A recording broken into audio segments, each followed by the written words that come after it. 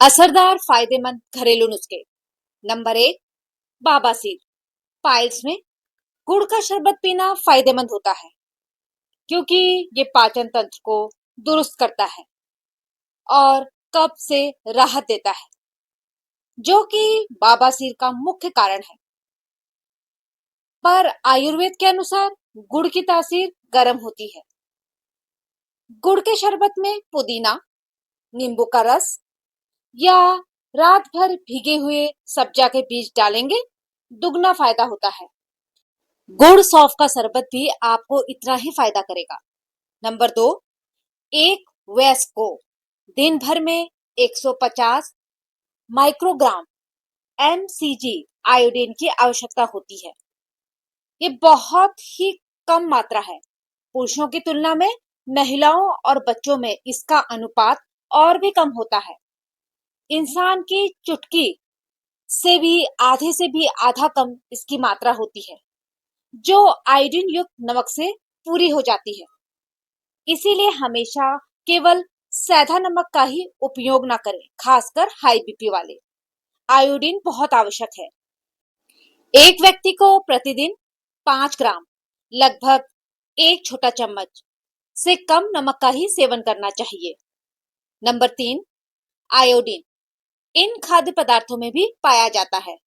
दूध, दही और चीज आयोडीन के अच्छे स्रोत हैं। समुद्री मछली, सी फूड में भरपूर मात्रा में आयोडीन मिलता है। कुछ फल और सब्जियों जैसे आलू, पालक और स्ट्रॉबेरी में भी थोड़ी मात्रा में आयोडीन पाया जाता है। नंबर 4, शरीर में आयोडीन की सही मात्रा बनाए रखने से थायराइड ग्रंथि ठीक से काम करती है, जिससे मेटाबॉलिज्म, ऊर्जा का स्तर और शारीरिक मानसिक विकास संतुलित रहता है। यह मस्तिष्क की कार्यप्रणाली, स्वस्थ त्वचा के लिए भी बेहद फायदेमंद है। शरीर में कभी भी आयोडीन की कमी नहीं होनी चाहिए, नहीं तो थायराइड की समस्या हो जाती है। नंबर 5, आयुर्वेद के अनुसार करेले की तासीर ठंडी होती है और कुछ खाने पीने की चीजें हैं जो हमें करेले के साथ बिल्कुल नहीं खानी चाहिए। दही के साथ खाने से त्वचा की खुजली की समस्या होती है, दही के साथ सेवन ना करें। दूध के साथ खाने से कब्ज होता है।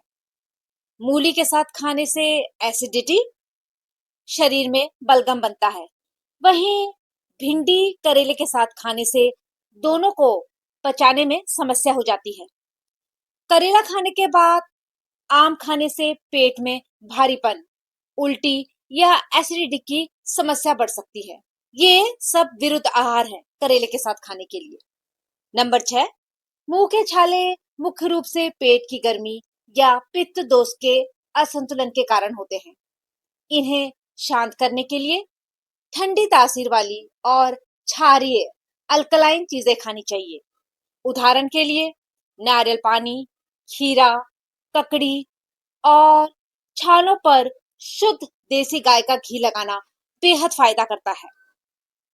नंबर 7, कमर तक लंबे बालों का सपना अब हो सकता है पूरा। इसके लिए सबसे अच्छा तेल है सूरजमुखी। हल्का होता है और प्राकृतिक तरीके से बालों को तेजी से बढ़ाता है, क्योंकि इसमें विटामिन ई भरपूर होता है। हल्का गुनगुना सूरजमुखी का तेल लें और इसे अपनी उंगलियों की मदद से स्कल पर 5 से 10 मिनट तक लगाएं, मसाज करते हुए।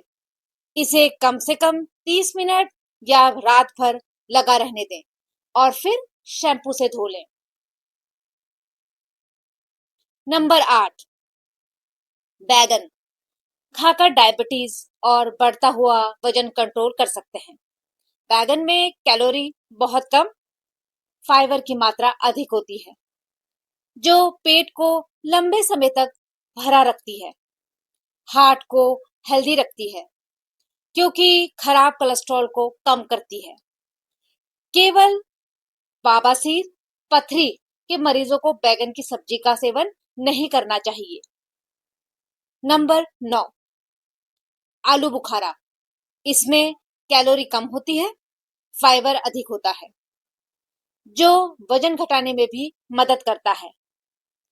विटामिन सी और विटामिन ए से भरपूर होने के कारण ये फल त्वचा में निखार लाता है और आंखों की रोशनी को स्वस्थ रखने में मदद करता है।